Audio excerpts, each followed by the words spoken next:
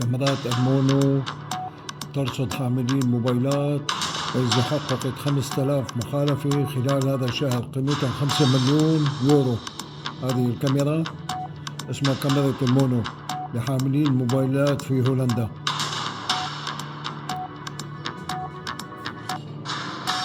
هاي الكاميرا بترصد الحاملين الموبايلات.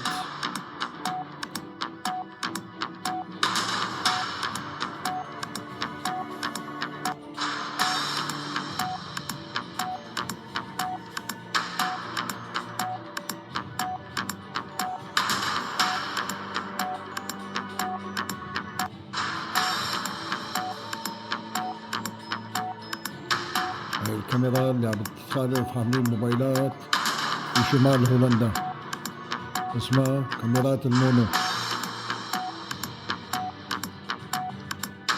على سائقين الحذر إنه ما حدا يحمل موبايل أثناء القيادة.